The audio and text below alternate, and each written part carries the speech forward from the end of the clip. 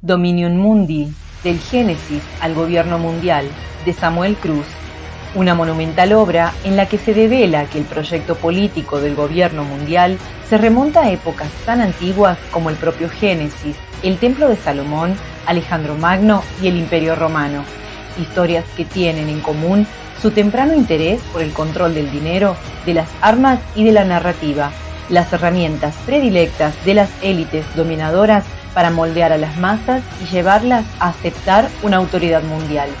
En esta, su segunda obra, el autor recopila y conecta los eventos históricos que han sido alejados del conocimiento público porque la verdad no es conveniente para los poderosos del mundo. Dominium Mundi, del Génesis al Gobierno Mundial, disponible en Amazon en formato. El mundo detrás de las cortinas, la historia como instrumento del control de las masas, de Samuel Cruz. Un libro que por primera vez en la historia desmonta la trama oculta detrás de la Segunda Guerra Mundial y responde a preguntas como cuál era el objetivo de los aliados al destruir la psique de los alemanes, o qué papel jugaron el Instituto de Tavistock y la Escuela de Frankfurt en los tratamientos de desnazificación y la reeducación de los alemanes. O incluso, ¿por qué estas instituciones se propusieron aplicar contra toda la humanidad lo aprendido con los alemanes? El mundo detrás de las cortinas, disponible en Amazon en formato físico y Kindle.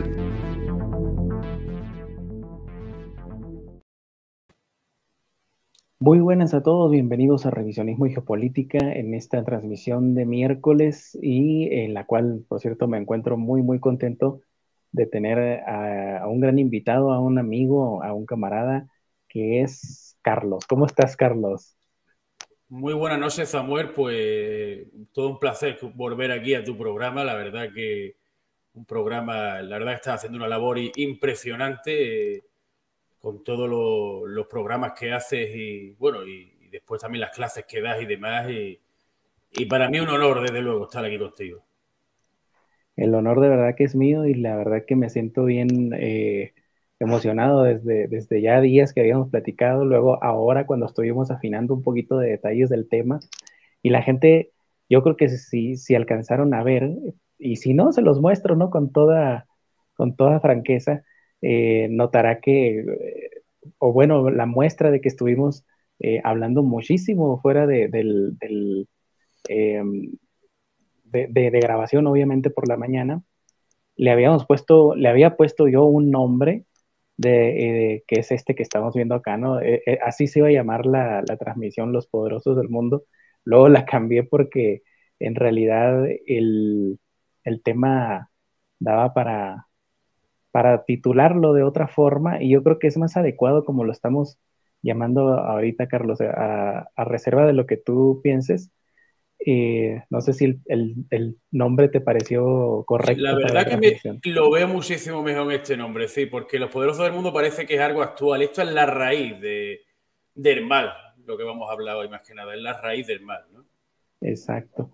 Y estábamos hablando, verás, antes de que empecemos, estás muy para la orilla, para tu orilla izquierda, creo, o derecha. Ándale, ahí estás bien, ahí estás. Perfecto. Es que luego cuando se hace chiquita la pantalla te quedas así medio muy pegado a una orilla. La falta de práctica, que llevamos un mes de retransmisión. Estás de vacaciones, dicen, no, están de vacaciones tú y los compañeros de Voz Disidente, sí, a los que les mandamos un abrazo. La semana que viene, el miércoles que viene volvemos otra vez, haremos un directo para empezar de actualidad porque me han pasado cosas en este mes de agosto y tendremos que hacer un primer directo de actualidad, pero bueno, también me gustaría hablar mucho de todos estos temas porque son verdaderamente interesantes y bueno, tú sabes, conoces a mis compañeros, son una inminencia todo, la verdad que son, la semana pasada tuviste aquí a Carlos Areta, un hombre pues con un conocimiento increíble, la verdad que es una auténtica máquina y la verdad que con muchas ganas de volver y empezar a retomar pues todos estos temas que son bastante importantes. Sí, la verdad, y lo vamos a volver a tener a Carlos Areta próximamente porque quedaron muchas cosas pendientes y de una vez te voy comprometiendo a ti que si quedan cosas pendientes ahora, acá te voy a jalar para que vengas a completar. Sí, esto tiene para rato, desde luego, Samuel, ¿eh? Oye, por cierto, antes de que empecemos, me gustaría mucho que nos platicaras un poco, ya hemos hablado, ¿no? Pero de esa idea del programa que hiciste con ayuda de tus amigos, que ya los hemos mencionado, y de mis amigos, también los considero mis amigos, Voz Disidente, y yo te decía que, y les decía a todos ustedes, ¿no? Que la verdad me gusta mucho el estilo que tienen ustedes porque ha rescatado algo que, por lo menos desde esta plataforma, ha desaparecido, que era ese espíritu antisistema que por una u otra razón, pues muchas personas han convertido su trabajo aquí en YouTube y tienen que alejarse, ¿no? De ese tipo de temas ríspidos, pero ustedes han sabido ir navegando, ¿no? Con ello. Hombre, la verdad que para hablar de tonterías como muchísimos canales, siempre hay tiempo, ¿no? Te hace un canal de gamer y ya está, ahí puedes hacer todo tipo de tonterías. Yo creo que para hablar cosas, lo suyo es hablar cosas serias y esa es la idea de Voz Disidente. Yo empecé escuchando programas, pues, Proyecto Segunda República en Tele1 con Zarbushi y Quique Romero, después empecé a escuchar también aquí La Voz de Europa. Y después pues Nostra TV y demás programas que estaban por esa época y la verdad pues yo empecé a hacer, me creé mi canal pues para hablar de este tipo de cosas, más que nada en un principio hacía yo vídeos, ¿no? Con una máscara al principio, ¿no?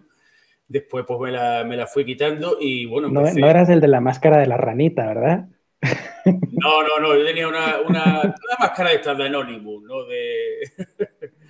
Empecé poniéndome, ¿no? Y bueno, después, pues, yendo, me invitó Nostra TV, me invitaron a su canal y empecé a conocer, pues, a gente como Patricio Carrasco y demás, y después me invitó a su proyecto del Expreso de Medianoche y a raíz de eso, pues, conociendo a muy buenas personas, pues, hemos acabado, pues, haciendo también un programa de directos desde mi canal. La verdad que yo te felicito, la verdad, por la labor que están haciendo y yo no me pierdo los programas. Ahí cuando me los pierdo los veo la repetición. A veces que estoy haciendo cosas que no impliquen estar aquí en la computadora porque fíjate que yo me ponía a hacer cosas acá y escuchaba música o algo y es una mala idea.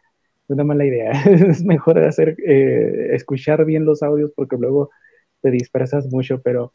Mira, nos está mandando muchos saludos desde todas partes del mundo. Muchas gracias a las personas que se están conectando. Hasta en catalán nos están saludando por acá. Mira, Kill Gates. Este amigo mío de Twitter. Bueno, a mí me encanta el idioma catalán. No lo hablo, Sí, pero sí. me gusta mucho. Yo escucho a veces programas en catalán y la verdad que me encanta el Por idioma. aquí Así está que Óscar, saludos. está Carlos Areta. Un abrazo enorme, compañeros, que ya la semana que viene estamos otra vez al lío. Así es. Bueno, pues mira, lo malo es que no vamos a poder estar leyendo todos los comentarios de saludos y todo eso. A todos los saludamos. Lo que los invito a hacer es a cuando ya entremos en el tema, que ya vamos a entrar, nos estén haciendo preguntas que si ya sea yo o Carlos vamos a intentar responderlas o incluso como hacen siempre, pues hacernos contribuciones con el tema para citarlas por acá. Así que bueno, dejamos acá el último comentario en Paco Roth y vamos a empezar con el tema, Carlos, si te parece. Quisiera dar alguna introducción, pero es que la verdad que no quiero acaparar, ¿no? Porque el tema nos va a dar para muchísimo. Solamente lo que puedo decir es que según lo que estábamos hablando y según lo que he escrito en Dominium Mundi, y estoy escribiendo incluso ahora en Dominium Mundi parte 2, el sueño del Mesías nunca ha desaparecido de la mente de este pueblo, que no vamos a mencionar porque ya saben, yo quiero que el programa se quede acá y que lo vea la gente que más pueda. Vamos a estar usando eufemismos, van a disculpar, pero la idea del Mesías incluso podríamos remontarla hasta la época por irme a una fecha temprana, Ciro el Grande, ¿no? Cuando después de la destrucción del primer templo de Salomón, Jeconías o Joaquín, que era el rey de la época en Judea, es transportado, llevado es que muchos le llaman cárcel, ¿no? Ya sabes que luego, ay, no, caminaron por el desierto. La verdad es que Nabucodonosor les envió unos carromatos, como les quieren llamar, muy lujosos, porque no se iba a transportar a Juancito Pérez, se iba a transportar al rey de Judea hacia Babilonia. No fue solo, fue con toda su familia y con todo un séquito de cerca de 1000 personas. Entre esas personas, por cierto, iban algunos hombres de negocios como la familia Murashu, que luego se dedicaron a la banca dentro de Babilonia y crearon grandes imperios y al rato Nabucodonosor les debía dinero a ellos, imagínate. entonces, es lo que pasa, actualmente es también el mismo problema, vaya. Parece más un modus operandi, la verdad. Sí. Pero resulta que ya cuando está supuestamente encarcelado Jeconías, que en realidad pues era una cárcel en un palacio, ¿no? Él se convierte en el primer exilarca, que curioso, es el primer... Curioso porque precisamente de lo que vamos a hablar es muy curioso. Tanto Sabata y Zebi como Jacob Frank estuvieron encarcelados en prisiones de lujo también. Es que es muy curioso. ¿No? Es muy curioso todo esto. Como te digo, resulta curioso y más se asemeja a un modus operandi, ¿verdad? Pero bueno, terminando con este rondeo para que entremos en el tema, cuando Babilonia empieza a decaer, estos banqueros que después eran los que controlaban la economía de Babilonia, los banqueros, los Murashu, por ejemplo, los Egibi también, familias procedentes de Judea, le dan la bienvenida, de hecho financian a Ciro el Grande para que construya su gran imperio, y una de las cosas que sucede es que los exilarcas nombran para los que no entiendan el concepto de exilarca, ni siquiera hay personas de la religión con J que no saben, yo le he preguntado a algunas personas, ¿tú sabes del exilarca? No, me dicen, fíjate, pero el exilarca es básicamente la cabeza del pueblo de la Jota en Babilonia, ¿sí? Vendría siendo el descendiente de la familia del rey David, ¿sí? Yo no sé de haberte escuchado a ti en algunos programas decirlo también. Pues ahí está, ¿no? Para que la gente sepa un poquito. Entonces nombran estas personas a Ciro el Grande como el Mesías, el ungido de Yahvé le llamaban. Entonces, vamos a pegar un salto en la historia porque surgieron muchísimos Mesías, Bar Kokhba, Jusiel Nehemías ben Jusiel, Shalom ben Jusiel, etcétera, muchísimos, pero demos un salto en la historia para que entremos en el tema de lleno, Carlos. Platícanos un poco de cómo surgen estos tres mesías, que yo no encontré una fotografía o un retrato de Ruso. ¿Cómo se llamaba? Ruso, no, solamente me acuerdo del apellido. De ese no sé casi prácticamente nada porque el libro no te habla mucho, sé muy poco de ese, pero concretamente de los que más se suele hablar es de Sabata y Zebi y un poco de Jacob Frank, que ya comprenderemos por qué Jacob Frank no se habla tanto. Este Sabbatai, para que la gente los vaya identificando, los puse aquí en la miniatura. Sabbatai Zebi es este. Este es Jacob Frank, este del gorrito, la nariz inconfundible. Este es Mayer Amschel Rothschild, no era un mesías. Y Adam Weishaupt. ¿Por qué? Porque todos están conectados y ya lo vamos a ver. Así que, por favor, Carlos, platícanos un poco de estos mesías falsos. Bueno, había una traducciones de la mística del Zohar, de la mística de lo que empieza por J, del libro del esplendor, como ellos dicen, que es de la Cábala, en la que decía que en el año 1848, curioso también, por otras fechas que vienen después de... Que bueno, eso yo creo que eso ya no va a dar tiempo a comentarlo en este programa, pero lo podemos comentar sin por lo harto. Pues es que esta gente se basa en el tema de la cábala y todo eso, en la numerología muchísimo y en repetir bastantes fechas a lo largo de la historia. Y, por ejemplo, coincide en 1848, ya sabemos lo que pasó también en Europa con la revolución, cuando se empezó la revolución /industrial, que realmente lo que fue una revolución, el implemento del comunismo, ¿no? Una vez creado el manifiesto comunista, ¿no? Bueno, pues este hombre, Sabata y Zebi, que nació en el año 1726 en Esmirna, que está, creo que está ahora en la actual Turquía, me parece, que es la tercera ciudad más importante de Turquía. Era de origen sefardí, curiosamente era de origen sefardí, Jacob Frank era askenazi, de origen askenazi.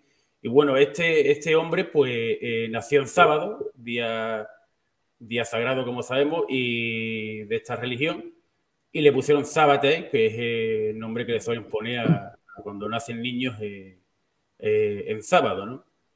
Este hombre pues se metió a rabino, ¿no? Y estuvo pues interpretando pues lo que viene siendo el Talmud y sobre todo la Torá, y posteriormente empezó con la Cábala, y él mismo pues viniendo de esa interpretación que hacía la Cábala de que en estos años iba a aparecer el Mesías de este pueblo, pues se autoproclamó el Mesías en Esmirna, que posteriormente pues, los rabinos los comulgaron y incluso los expulsaron, y se fue luego a Salónica. Bueno, este hombre estuvo vagando de un sitio a otro, incluso después estuvo en Egipto, porque lo iban echando, que normalmente hablaba con los rabinos, incluso discutía con ellos, porque este hombre, vamos a decirlo claro, este hombre principalmente era un enfermo mental, creo yo. Sabbatai Zevi era un enfermo mental, estaba totalmente obsesionado con el sexo, algo que también es un poco común también, y este hombre decía pues cosas similares a los rabinos, como que la única manera de redimirse era pecando, como él decía, e incluso decía que el pecado estaba bien visto, y que él, al ser el Mesías, pues tenía la obligación de que todo el mundo, a partir de que él hubiera llegado, empezaran a saltarse los 10 mandamientos. Eso, pues como podéis entender, los rabinos no se lo tomaban mal y siempre estaban excomulgándolo. Pero de repente apareció un hombre llamado Nathan de Gaza, que estuvo ahí en la zona de Palestina, y curiosamente este hombre tenía visiones relacionadas con la aparición del Mesías y demás. Este era otro rabino que estudiaba también la Cábala, y Sabbatai Zevi, que estaba vagando por Egipto por aquellos entonces, recibió una carta de una persona que lo llamaba a que fuera allí a Gaza a contactar con este hombre. Lo que no me queda muy claro de este hombre, porque este hombre empezó con la imprenta a imprimir pues todo lo que hablaba Sabbatai Zevi y demás, de una población de 2 millones de peatones del Mar Rojo que había en aquella época. Gracias a todo lo que imprimía este hombre, llegaron 1 millón de estos a ser seguidores aférrimos y de creer de verdad que Sabbatai Zevi era el Mesías, ¿no? Oye, dame un segundito ahí. Se me hace muy interesante ese detalle que mencionas de este señor que vemos en la pantalla, Nathan Levi Van Gaza o Nathan de Gaza, como dices tú. Nathan de Gaza, llamarle el libro, sí. Que estuviera relacionado con la imprenta, para que la gente tenga más o menos el contexto, ¿no? De lo que era la imprenta en aquella época. Era básicamente Twitter o Facebook. O sea, eran los que formaban el pensamiento de la masa. Entonces, es bien curioso, te digo, ¿por qué? Porque luego otro gran personaje de esta historia, de la historia tan interesante de este pueblo, que fue, se me está yendo el nombre, pero es el que lleva adelante toda la movida para que Oliver Cromwell vuelva a aceptar a este pueblo. Se me está yendo el nombre, ahorita me voy a acordar, pero también era un magnate de los medios de comunicación o de la imprenta, pues de la época. Entonces es interesante cómo a través de la imprenta, de los medios de educación y de comunicación, se pueden imponer ideas y personajes hasta Menaza Ben Israel se llamaba, perdón. Menaza Ben Israel es el que estoy sí. citando. Y yo pienso que esta gente fue lo que estuvieron detrás quizás de que se propagara todo esto de Sabbatai Zevi, la familia Goldstein, que eran los que financiaron a Cromwell, los que quisieron entrar desde desde Holanda a Inglaterra, porque otra de las cosas que decía que tenía que pasar para la llegada del Mesías era que el pueblo de esta religión estuviera esparcido por todo el mundo. Entonces, claro, como a ellos los echaron de Gran Bretaña, pues una vez que estuvieron allí y que también había colonias ya, incluso en Estados Unidos, pequeñas colonias de este pueblo por América también, pues ellos consideraron que era ya cuando iba a ser la llegada del Mesías. Por eso también tanta gente, una vez que este Nathan de Gaza empezó a difundir todos los panfletos que difundía, pues creyeron exactamente de que este hombre sí que era el Mesías. Pero la cuestión es lo que estamos diciendo, que alguien tenía que haber detrás y esto no te lo dice bien, no te lo explica bien el libro libro que recomiendo, Historia proscrita, que es donde he sacado pues toda esta información. Y no te habla bien de quién estuvo detrás de la financiación porque esto necesita una financiación, obviamente, ¿no? Yo sospecho que otra de las cosas que provocó Nathan de Gaza y Sabbatai Zevi fue la emigración masiva a la zona de Israel, tío. Incluso yo creo que por ahí es bastante interesante porque incluso ya en aquella época estaba el comercio y lo que viene siendo los bancos en manos casi totalmente también de esta gente, y dejó en una malísima situación a muchos países de Europa a consecuencias de este hombre y de que la gente empezó a emigrar a Palestina pues hasta junto a él, junto al Mesías, ¿no? Parece que puede ser ahí el origen, ¿no? del sionismo incluso, ¿no? Por supuesto, sí, es que todo, mira, yo cuando te decía, yo de ese personaje no sé mucho, pero cómo se conecta todo esto, ¿no? Este señor, Nathan Benjamin, tenía el nombre completo de Nathan Benjamin Ben Elisha Halevi Gazati o Nathan de Gaza, ¿no? Pero ahorita estaba si no abreviamos, es que es imposible pronunciarlo. Sí. Lo que sí te puedo decir es que están más fáciles que los nombres árabes, ¿eh? Pero como vemos acá en la Jewish Encyclopedia, tienen un artículo sobre él, acá dice el nombre completo, y dice profeta Sabeta, esos son los seguidores de Sabbatai Zevi, ¿verdad? Sí, sí. Nacido en Jerusalén en 1644, murió en Sofía en 1680, después de estudiar el Talmud y la Cábala en su ciudad natal, con Jacob Haggis, se estableció en Gaza, de ahí su nombre Gazati. El hecho de que su padre fuera ya aquí les estoy marcando, alemán, le dio un nombre de Ashkenazi. ¿Mande? ¿Cómo? Ahí puede ser que esté la respuesta, que procedían todos porque una de las cosas que pasó a raíz de la muerte de Sabbatai Zevi, que muchísimo, ahora comentaremos lo que ocurrió para que muchísimos personas de esta religión acabaran renegando de él, se fueron precisamente esta secta a la que llamaban Doeme, lo llamaban los turcos, que bueno, viene significando marrano, pero al cambiarse a la religión islámica, no a la religión. Marrano significa aquí en España cuando se cambiaban al catolicismo, ¿no? Sí. Fueron precisamente a la zona de Polonia, Alemania y Ucrania. Es bastante curioso. Que de ahí fue donde después, posteriormente, nació Jacob Frank y su padre era sabetista también. En Polonia tengo entendido que tenían una base muy importante, ¿no? De población sabatista, ¿no? O ¿cómo se dice? Sabetista. Pone sabeta, pues. yo escucho sabetaísmo, sabetistas, o incluso Doeme, lo llamaban, por la secta dice que lo llaman Doeme, pero que realmente ese era el nombre que le llamaban los turcos. El nombre lo voy a compartir aquí, es este, ¿no? Que vemos aquí.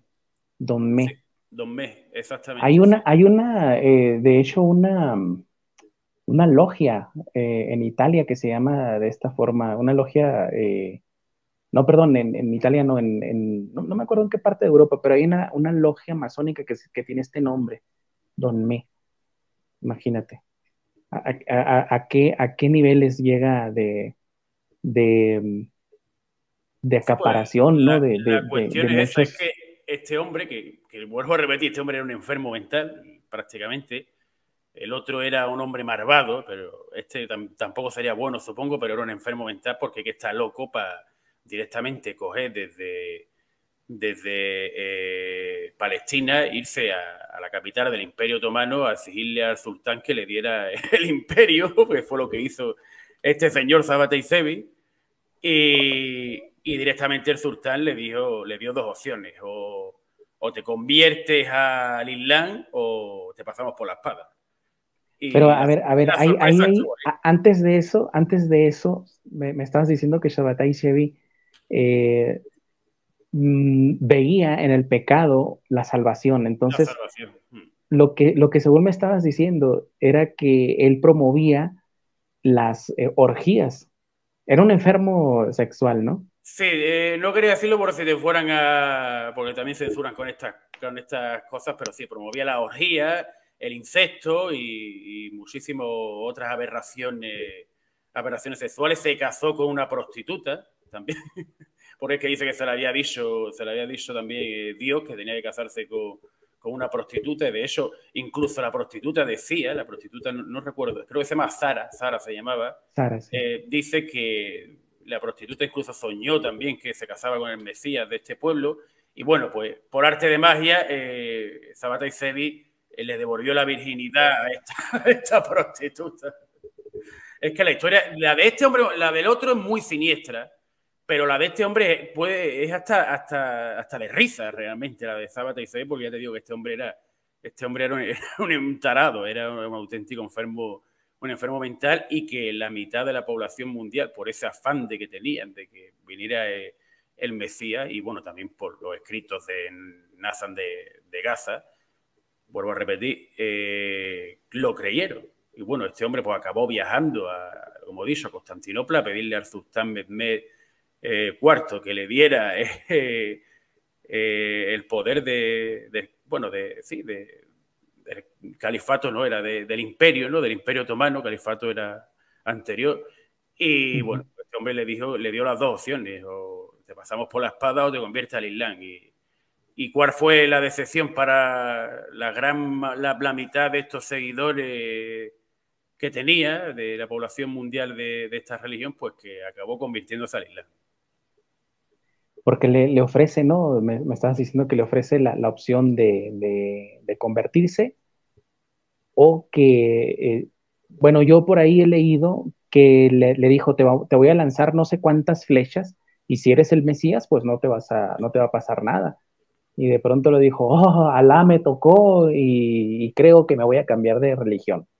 Entonces... Sí, y de ahí de donde sale la secta de los dogmas, esto, es de donde sale que incluso, yéndose a tiempos más actuales, dicen que sí, bueno, yo he visto canales oficiales de peatones de aquí en YouTube que te dicen que existen 4 o 5 familias ahí en el imperio, en lo que era el Imperio Otomano, pero de eso nada, de incluso, y tiene bastante, los jóvenes turcos dicen que estuvo, realmente fue como una de muchas veces que hacen estas cosas, cambiar de nombre a una asociación para seguir pues infiltrándose, como hicieron los iluminados de Baviera, que es que lo que vuelvo a repetir, está todo conectado. Y los últimos gobiernos que hubo en el Imperio Otomano, e incluso el posterior de Ataturk, ¿no?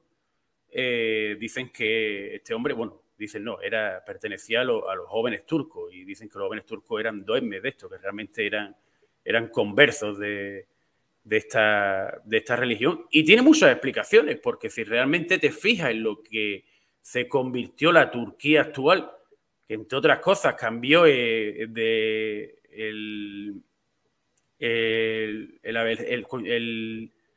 cambió no me sale la palabra ahora, el abecedario, ¿no? sí.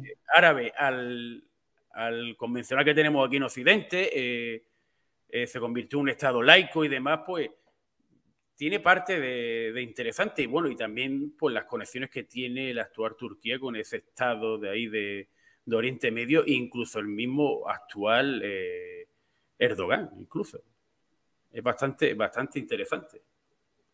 Fíjate que me estabas haciendo recordar, ¿no? Este concepto de Porque eso es eso es después, el ¿no? alfabeto, yo hice el abecedario, el alfabeto, no me sale la palabra alfabeto. El alfabeto, sí.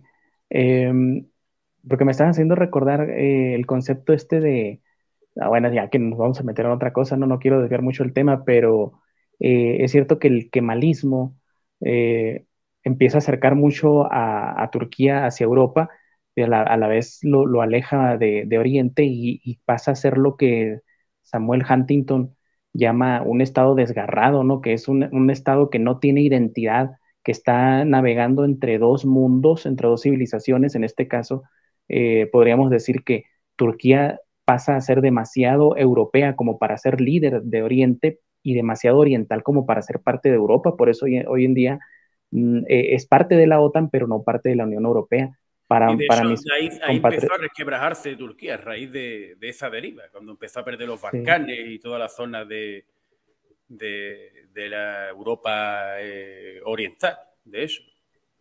Y ahí para que tengan el dato, mis compatriotas mexicanos, otro estado desgarrado vendría siendo México, demasiado norteamericano como para ser líder de Hispanoamérica y demasiado hispanoamericano como para ser parte del mundo anglosajón, ¿verdad? Pero el caso es que, regresando al tema de Sabata y Sevi, en esa época también estaba en los círculos de la economía, de la banca, como por ejemplo los Oppenheimer, empezaron a ver con muy malos ojos, ¿no? A Sabata y Sevi porque ellos tenían otro plan, ¿verdad? Que era el plan porque este señor se empieza a acercar mucho a Europa, pero en realidad lo que querían los protosionistas, podríamos llamarlos como la familia Oppenheimer, empiezan ellos a verlo mal porque no querían que se fueran a Europa, sino que regresaran a Jerusalén. Y este señor se los estaba acercando mucho a Constantinopla, ¿no? Entonces, pero el caso es que, como nos dices, fallece, ¿no? Fallece, no sé en qué fecha más o menos, pero... Sí, muy curioso, y la fecha, no sé la fecha concreta, lo que sí dice el año, y es bastante curioso. Fallece en 1676, justamente 100 años antes de que Adam Weishaupt creara los Iluminados de Baviera. Aquí voy a aclarar algo. A mucha gente, Carlos, se le suele hacer mucho tiempo 100 años, entonces algunos por ahí dirán, pero 100 años, pues quién, que es muchísimo tiempo. A ver, 100 años no es tanto, ¿eh? No. No, yo he conocido gente que ha fallecido a los 100 años. O sea, 100 años no es mucho, quítenselo de la cabeza. Ni siquiera 200 ni 300 años es mucho tiempo. O sea, mucho tiempo serían 1000 años, para las personas que estudiamos la historia. 100, 200 años no es nada, es un respiro en la historia. De hecho, Entonces, estamos viviendo las consecuencias de lo que hace 90 años, que es exacto, la Segunda Guerra exacto, Mundial, el fin de la Segunda Guerra Mundial.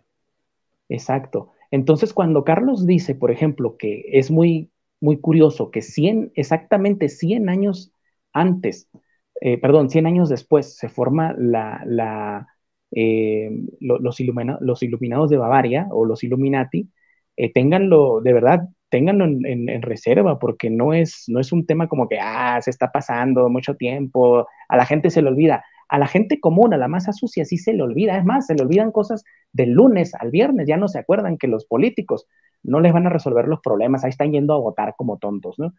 Entonces, no. Para personas serias, que estudiamos la historia seriamente, 100 años no es nada, es un respiro, como les digo en la historia. ¿Qué sucede después de esto, después de que Sabata Sevi desaparece, Carlos? Bueno, después, pues, como digo, pues esta secta continúa, ¿no? De los dos en esto y empiezan a irse como tú has dicho, a Europa. Empiezan a irse y a congregarse una vez que muere Sabata Sevi, que gran parte de la población de esta religión, pues, se dio cuenta, o eso dicen, de que este hombre era un fraude.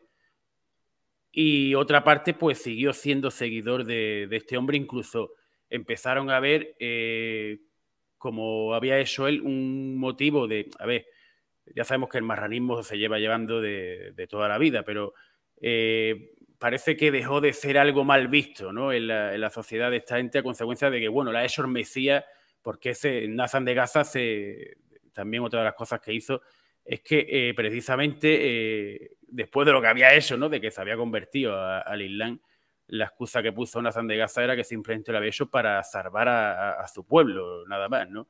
Y entonces pues empezó muchísima gente a hacer esto. Ahí simplemente se llamaba, lo llamaban marranismo voluntario, lo llamaban, es decir, que había gente que se iba a aquella zona de Constantinopla y se pasaban al Islam, cuando realmente, como él decía y decía en sus escritos, que por fuera eran islámicos, pero por dentro seguían siendo ¿no? Y a raíz de eso, pues como he dicho, empezaron a congregarse en aquella zona, la zona del Imperio Otomano, a los que eran llamados Doeme, y después una gran parte de ellos que empezaron a irse a Polonia y a Alemania y a la zona de Ucrania, ¿no? Y de ahí, pues, nació, de un padre sabateísta, nació ya en el siglo XVIII, Jacob Frank, que también tiene un nombre, pues, bastante extenso también, para abreviar. Pero bueno, este hombre, pues, tres cuartos de lo mismo. Nació en una familia que el padre ya pertenecía a esta secta y a raíz de ahí, pues, empezó a estudiar lo que viene siendo el Zohar, ¿no? La cábala, ¿no? Y a cierta edad, pues, volvió exactamente a hacer lo mismo. Se fue incluso a Constantinopla y se convirtió a lo que te estoy diciendo, se convirtió al Islam, para después volver otra vez a la zona de Polonia y autoproclamarse, pues, el Mesías, ¿no? De nuevo, ¿no? Pues ya que había hecho por lo mismo que había hecho, porque dice que él era la encarnación de Sabbatai Zevi, ¿no? Pero ya una vez allí en Polonia, el rey de los polacos, no recuerdo ahora mismo el nombre, no sé si era, no recuerdo ahora mismo el nombre, pues lo volvió a pasar exactamente lo mismo. Se dieron cuenta de todos los subversivos que eran estos tipos y lo que hicieron es obligarlo a convertirse esta vez al cristianismo.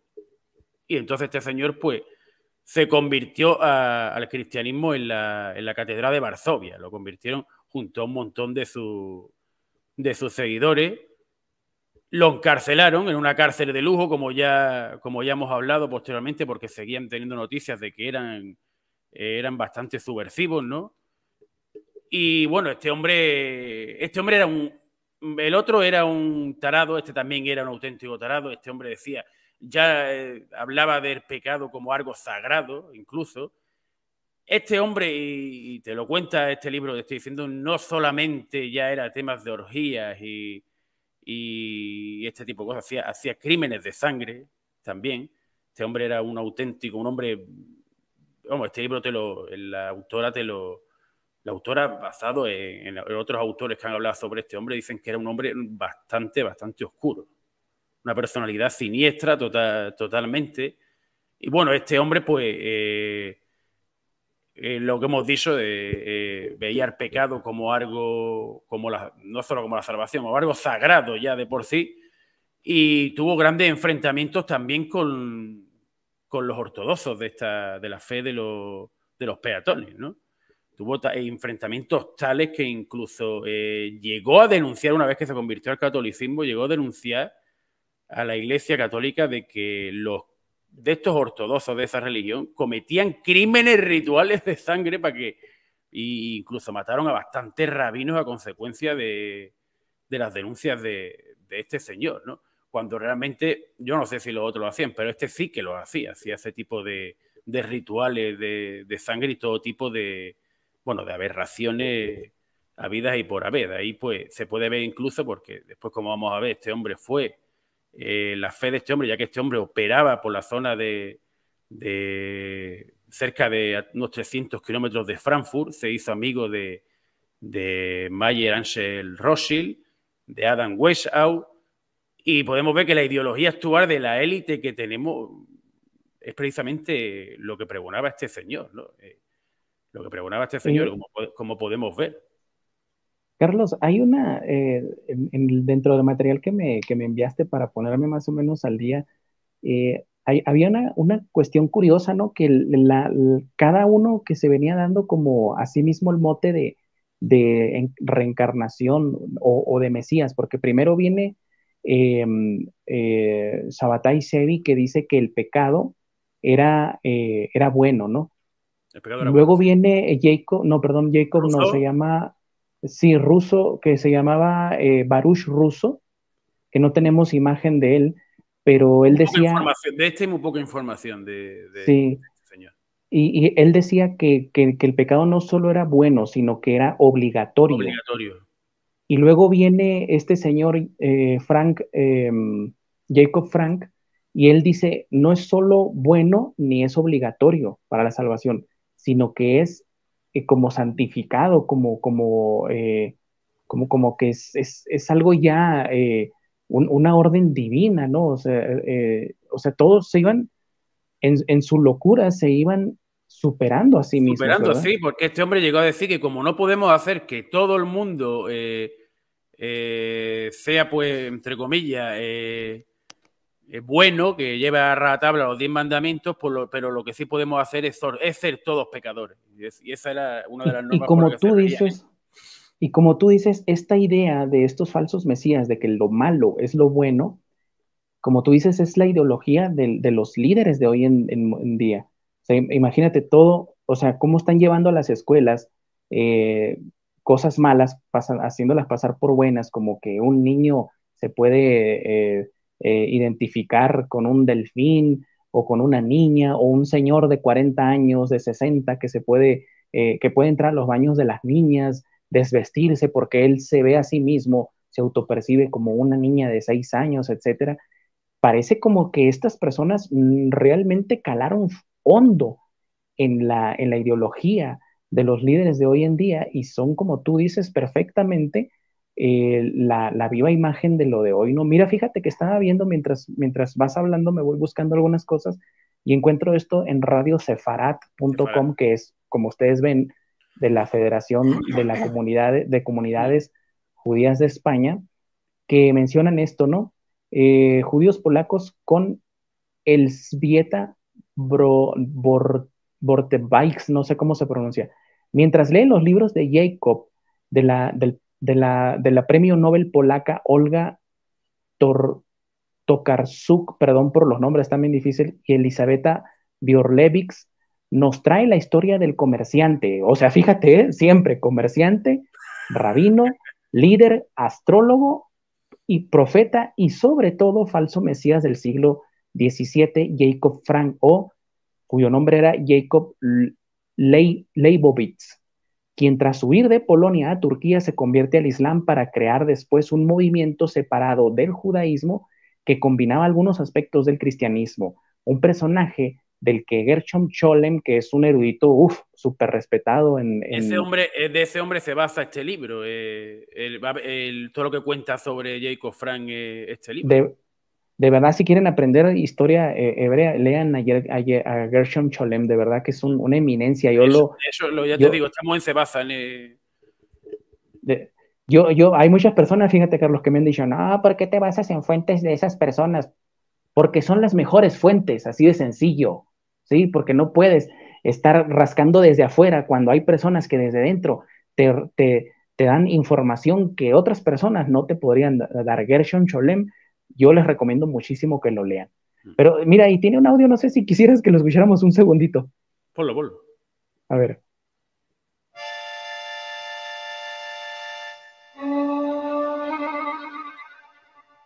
Polín. Historias. Personajes. Lugares.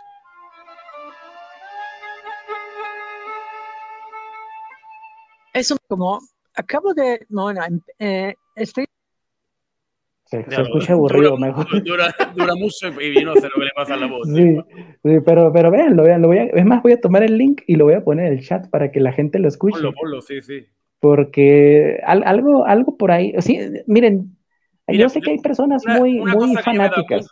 cuenta, Samuel, una cosa que me he dado cuenta, perdona, y más leyéndome este libro, porque este libro te habla de personajes y de políticos que muchos eran bastante famosos. Por ejemplo, te hablan de un masonazo que poco habla la historia, como es Giuseppe Mazzini de Italia, como uno de los gordos Illuminati que había en el siglo XIX y que estuvo metida en todas, en Estados Unidos y demás. Pues siempre cuando te hablan de alguno de estos libros, hay una constante en la Wikipedia, es que la página está casi vacía siempre, tío. No te hablan prácticamente nada. Busca Jacob Frank si quieres, es muy breve, tío.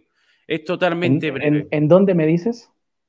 En la Wikipedia tú buscas sobre Jacob Frank y no te viene absolutamente nada. Y es una constante cuando te hablan de personas que realmente han influido para muy mal en la historia, te hablan pues muy por encima, no quieren incluso que sepas sobre esta persona. Mira, esto es lo que viene de Jacob Frank, tío. Una cosita. Bueno, esto está en español, lo busquemos en inglés, a ver si algo cambia. Siempre en inglés es un poco más completo, pero tengan mucho cuidado con Wikipedia. Yo me he topado con algunas cosas muy, A mí muy, parece que viene muy, algo más, pero tampoco viene mucho. Comparado, por ejemplo, Zabata y Cebi te viene muchísimo más, porque ya te digo, era un tío que incluso tú ves canales de rabinos y demás que yo estoy acusando a ver lo que dicen de él, lo ponen como eso, como un tarado. Es que prácticamente es que era un tarado, era una persona que no estaba bien de la cabeza. Esta parte pero que lo ponen también era un tarado, pero era un hombre malvado. Este hombre era muy malvado, tío. Jacob Frank. mira, por ejemplo, en este, no me fijé qué idioma era árabe. En árabe, mira, es solamente esto.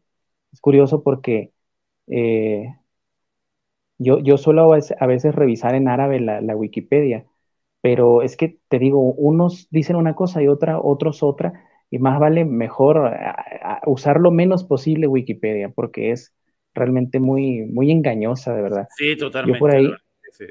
por ejemplo, les doy un ejemplo, ¿no? Yo he encontrado nombres de líderes del movimiento islámico, del movimiento temprano, de los que llamaban los compañeros de Mahoma, que se presentan como árabes, como esto y lo otro, y luego busco en las fuentes primarias y resulta que tenían nombres en hebreo y que eran hijos de rabinos, etcétera. Pero la propia historia islámica, como no le conviene que se sepa que el movimiento islámico lo hicieron líderes hebreos, pues mejor lo ignoran también, así como que entran en un, mira, tú no dices nada, yo tampoco digo nada, ¿qué tal? Así como el cocodrilo y el sapo cuando les dice el león, el más feo me va a lavar el carro. Y a lo último todos se van, quedan el sapo y el cocodrilo y se quedan viendo así y dicen, mira, no nos vamos a hacer los pendejos, tú lo lavas y yo lo seco. Como que así le hacen el Islam y las Y es fuentes que también hay occidentales. una cosa muy curiosa, para que veáis hasta qué punto lo que no quieren que se sepa no se sabe. ¿Sabéis cómo se llaman los seguidores de Jacob Frank? Se llaman No, franquistas, pero con K. ¿Alguien conoce a los franquistas? Que cuando yo te digo franquista, ¿qué es lo primero que se te viene a la cabeza?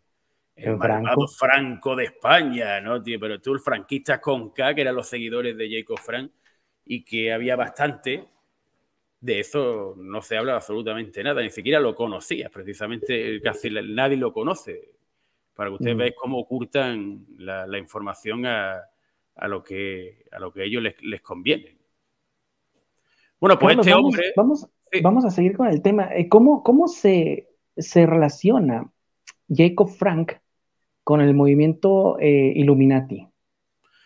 Bueno, pues este hombre se relaciona pues por las estancias, por la zona donde estaba este hombre, que es donde se fue, como te he dicho, afincando todo este movimiento, sobre todo concretamente en el centro de todo aquello, que era la ciudad de Frankfurt. Pues allí conoce este hombre, ya que este hombre estuvo, una vez que salió de la cárcel, se fue a un palacio, que era el Palacio de Offenbach, que está a unos 300 kilómetros de Frankfurt.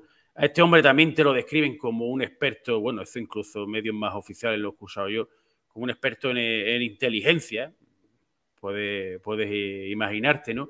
Y este hombre, pues, dentro de sus seguidores estaba la familia de...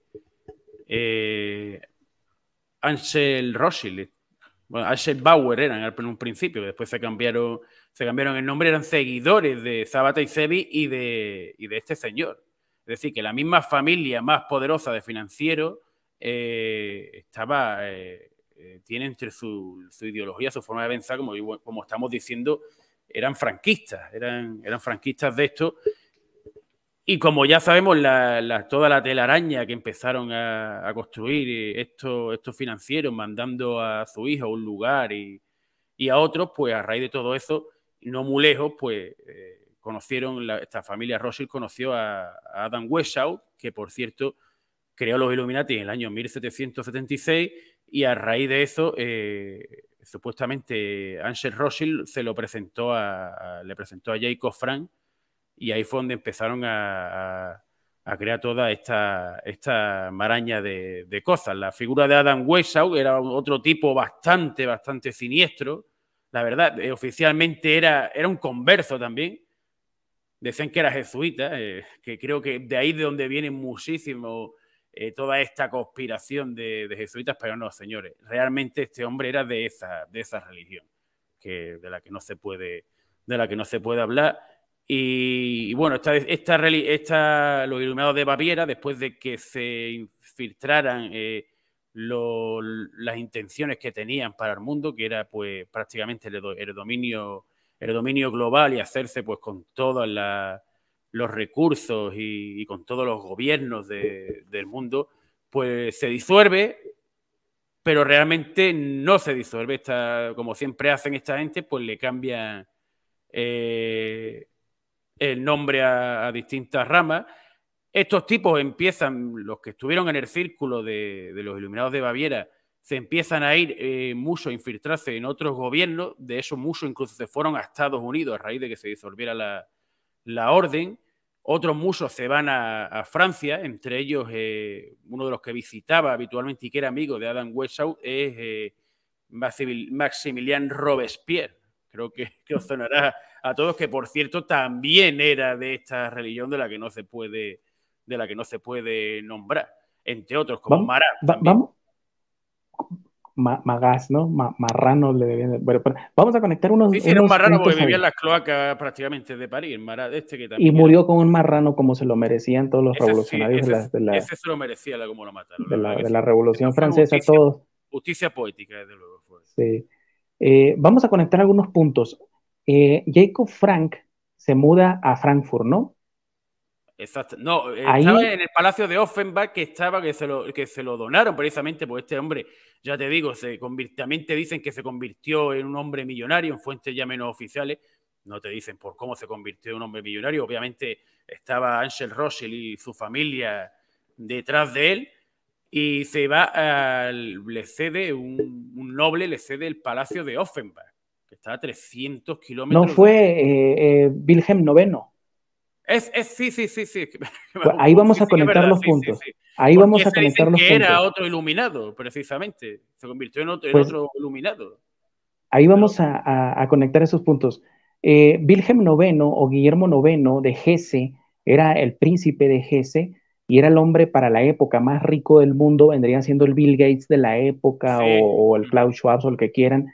El la caso cara visible, digamos, ¿no? Podemos decir, ¿no? De los la cara visible, sí.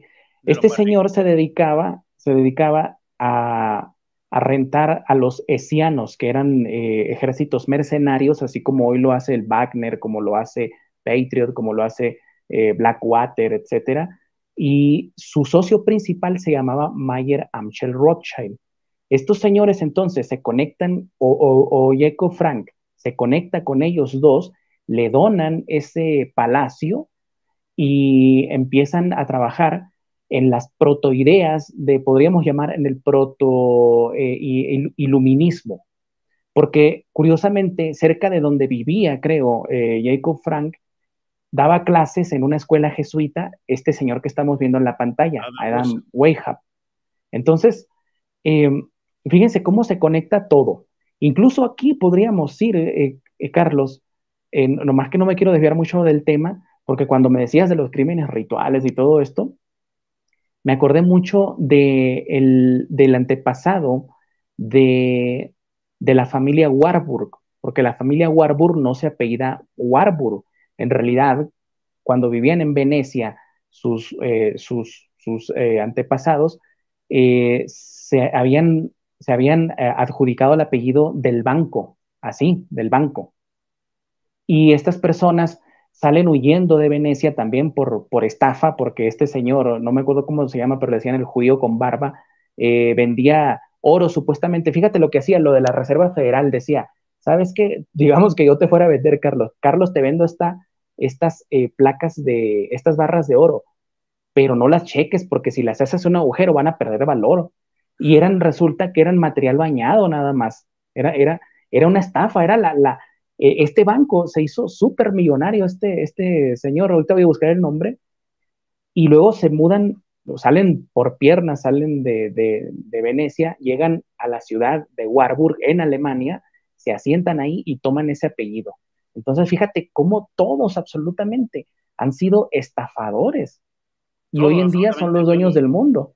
Y después los Warburg trabajaban para la banca, eran como la cara visible ya en el siglo XX de la banca Rothschild. Se convirtieron.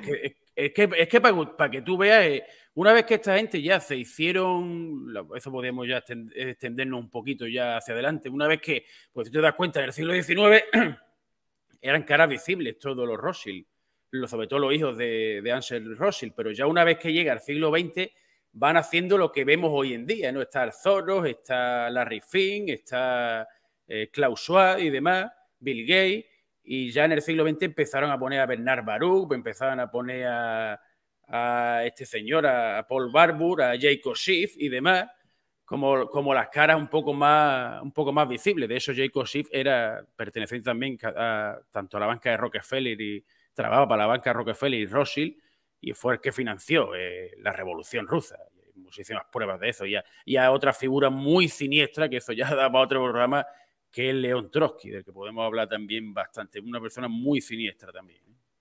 Y mira, justo, sí, me encantaría realmente que hiciéramos un programa sobre él. Y justo mientras voy buscando el nombre de este personaje, aquí tengo una presentación donde estaba hablando de la Revolución Francesa, de la Revolución Rusa, y vemos a Jacob Schiff acá, el cual es bien curioso que financia, creo, con $200 millones a la banca, a la Revolución Rusa, y cuando ya toman el poder los bolcheviques, le regresan 600 millones, imagínate, o sea, fue una inversión lo que hizo realmente.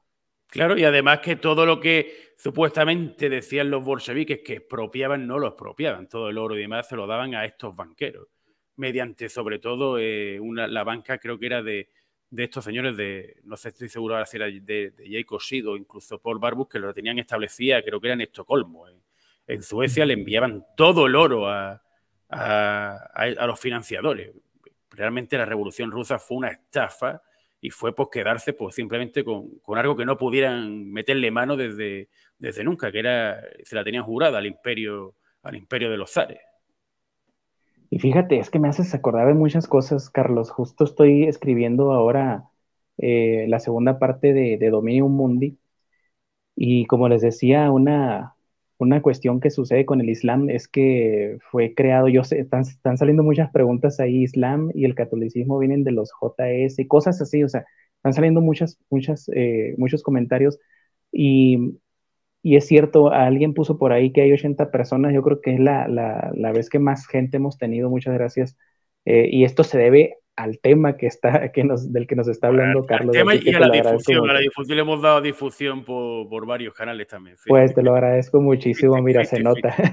Y fíjate que esa vendetta que le habían jurado los Romanov ya se había hecho en los años 600, no con los Romanov, con otra dinastía que no los dejó hacer lo que ellos quisieron en el Imperio Sasánida. ¿Tú por qué crees que cuando un historiador habla de la dinastía sasánida lo hace en los peores términos?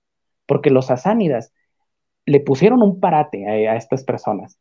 Y cuando Marsutra II es ejecutado en la ciudad de Majosa, que así le llamaban los judíos a esta ciudad, que habían intentado hacer un estado independiente, lo ejecutan al exilarca Marsutra II, y la familia exilárquica, o sea, la familia davídica, asentada en Babilonia, ya para los años 600, o sea, no estamos hablando de los tiempos de Nabucodonosor, le juran que un día iban a acabar con la familia sasánida, y eso se cumple cuando el Islam conquista el imperio sasánida. Y eso lo va a incluir en tu segundo volumen. En mi segundo libro, sí. Y les voy a dar una noticia, un tema que desarrollo profundamente en mi segundo libro. El primer gobernante de la capital de Cesifonte, era en aquella época la capital del Imperio Sasánida, fue un Voldemort, un innombrable fue, que era hijo de un exilarca, pero este tipo se había convertido al Islam y tenía incluso un nombre. Miren, les voy a dar una pista. Era muy famoso porque fue el que le dio la idea a Mahoma de que construyera la trinchera cuando los coraishitas iban a invadir Medina, o Yatrib, como le llamaban en aquella época. El señor le llaman en el Islam, fíjate, en el Islam dicen, shh, shh, no digas, es Salmán el persa nada más. Pero no, el señor se llamaba Chalum Ben Jusiel. O sea, es que una cosa tremenda la historia de estas personas, Carlos. Bueno, yo lo que me di cuenta, y sé que esto le va a caer mal a algunas personas, lo he hablado, por ejemplo, con Luis más de una vez, es que toda la historia de la religión es casi toda una estafa, tío, totalmente. Y viene toda esta gente, de todas cómo han transversado absolutamente todo. O sea, pero ya tanto, cuando lo dicen que son religiones abrahámicas, creo que no tienen, nunca se le puede llamar de otra manera mejor, la verdad, porque proceden todo absolutamente de eso, y yo creo que han estado infiltrados siempre, tío, por esta gente, y no llego tan atrás a la historia como lo puede llegar a Meón Samuel, pero hasta donde yo he visto, sí, y el Islam, como tú me estás comentando, pues parece que también, ¿no?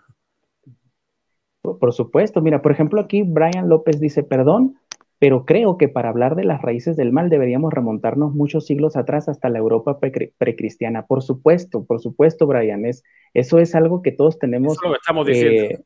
Exacto, o sea, no estamos pretendiendo que con la historia de 3 personajes que estamos mencionando ahorita y luego en una hora logremos hacer lo que en un libro de 600 o 400 páginas se puede hacer. Así que yo les dejo aquí nomás pinceladas. Carlos viene, nos ayuda, nos está ilustrando muchísimo con lo que nos viene a platicar, pero obviamente estamos de acuerdo con tu comentario muy, muy acertado. No, además, no podemos pretender que en una hora podamos desgranar toda la historia. Por eso, precisamente, mi obra se llama Dominio Mundi, del Génesis al gobierno mundial, ¿sí? Así, por eso me voy hasta el Génesis, y me puedo ir más atrás, pero porque el Génesis no es el inicio de la humanidad.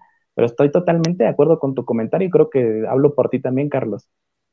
Yo, y aparte, quiero dar un último, creo que ya queda poco tiempo, ¿no? Pero quiero dar un último dato y bastante curioso que os va a hacer replantearos, ¿no? Porque como sabemos, incluso lo hemos visto en películas y demás, te hablan como de ficción, esto de los iluminados de Baviera, cuando, bueno, hay bastantes pruebas incluso de que está en Estados Unidos, una de las sectas en las que controlan allí es la Skull and Bones, pero hay varias curiosidades con este tema de lo de Jacob Frank y demás. ¿Por qué oficialmente os han dicho que se llama francmasonería, tío? Eso es una de las primeras cosas que quiero dar. Esa no es esa no es la única, pero es curioso, ¿no? Porque dice que venía a raíz de aquello que surgió en la Revolución Francesa, además, que estuvo a la misma vez infiltrada por esta gente, pero se llama francmasonería. Es bastante curioso, ¿no? Y ya para terminar, para todos estos que dicen que el tema, porque yo era principalmente uno de los que escuchaba Illuminati y decía, esto es un rollo que se han inventado esta gente para desinformar y todo eso, pero hay una cosa bastante curiosa, y te la cuenta este libro, es que este hombre, Adam Weishaupt, tenían, bueno, como todos, tenían seudónimos, se ponían seudónimos, los masones. Pues este hombre se llamaba, creó el movimiento en Baviera y se llamaba Espartaco. ¿Sabéis, de una vez que se terminó la Primera Guerra Mundial, cómo se llamaba el partido que dio un golpe de Estado y proclamó la República Soviética de Baviera? Partido espartaquista, señores. Como te digo, no, es que no es curioso, es más bien ver dentro de todo el cuadro lo que es que los iluminados de Baviera, después de la disolución, pasaron a llamarse, creo que era Alemania Joven y demás, y después de Alemania Joven se llamaron ya directamente Movimiento Revolucionario Mundial. Y te lo cuenta este libro, que ya es cuando estuvo Karl Marx y demás, ¿sabes? Pues realmente quedan muchísimas cosas en el tintero, Carlos. No sé si en alguna ocasión podamos retomar el tema, porque van saliendo más y más cosas, entre ellas esta que te mencionaba, que no pude encontrar el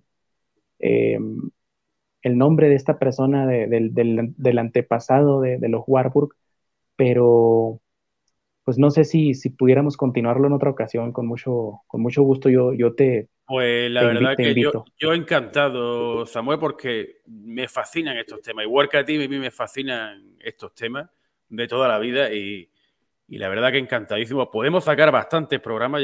Fíjate que nos queda bastante para llegar a otro de las personas de siniestros, como hemos dicho, que pertenecen a la vena hibrid y demás, que era el señor León, bueno, el señor degenerado, o como quiera llamarlo, hijo de León Trotsky, y la verdad que podemos hablar de bastantes personajes siniestros, de Marx también incluso, y la verdad que cuando tú quieras, Samuel, en mi canal, en el tuyo, en los dos, si podemos sincronizarlo como ya hemos dicho, pero tenemos que retomar temas, la verdad que sí, porque son cosas que tanto a ti como a mí nos fascinan, tío. Pues acá dicen, mira, ya Claudia Barba dice, por favor, otra tertulia de ambos. Pues yo encantado, la verdad, ya lo dejamos aquí sentado y ya estaremos viéndonos en otra ocasión, Carlos. Si quieres, como tú dices, lo hacemos en tu canal o en el mío o en simultáneo y vamos dándole adelante. Por supuesto, Samuel. Sabes que puedes contar conmigo y con todo el equipo de Voz Disidente cuando tú quieras. Pues muchas gracias, Carlos. Tú eres uno más, ya eres uno más de los nuestros, vaya. Te lo agradezco muchísimo, de verdad. Y bueno, pues ya nos estaremos viendo el próximo lunes con algún tema, no sé cuál será, ya veremos. Yo creo que la próxima semana vamos a tener de invitado a el señor Vuela, que era el editor de los videos de Jacques de Maillet. Y vamos a ir acomodando las fechas ahí, Carlos, para que podamos regresar con el tema, ¿te parece? Perfecto. Hasta luego, pues te deseo una buena noche, cuídate mucho. Igualmente, un abrazo, Samuel. Hasta luego. Dominium Mundi, del Génesis al Gobierno Mundial, de Samuel Cruz, una monumental obra en la que se devela que el proyecto político del gobierno mundial se remonta a épocas tan antiguas como el propio Génesis, el Templo de Salomón, Alejandro Magno y el Imperio Romano. Historias que tienen en común su temprano interés por el control del dinero, de las armas y de la narrativa, las herramientas predilectas de las élites dominadoras para moldear a las masas y llevarlas a aceptar una autoridad mundial. En esta, su segunda obra, el autor recopila y conecta los eventos históricos que han sido alejados del conocimiento público porque la verdad no es conveniente para los poderosos del mundo. Dominium Mundi, del Génesis al Gobierno Mundial, disponible en Amazon en formato físico y Kindle. El mundo detrás de las cortinas, la historia como instrumento del control de las masas, de Samuel Cruz. Un libro que por primera vez en la historia desmonta la trama oculta detrás de la Segunda Guerra Mundial y responde a preguntas como cuál era el objetivo de los aliados al destruir la psique de los alemanes, o qué papel jugaron el Instituto de Tavistock y la Escuela de Frankfurt en los tratamientos de desnazificación y la reeducación de los alemanes. O incluso, ¿por qué estas instituciones se propusieron aplicar contra toda la humanidad lo aprendido con los alemanes? El mundo detrás de las cortinas, disponible en Amazon en formato físico y Kindle.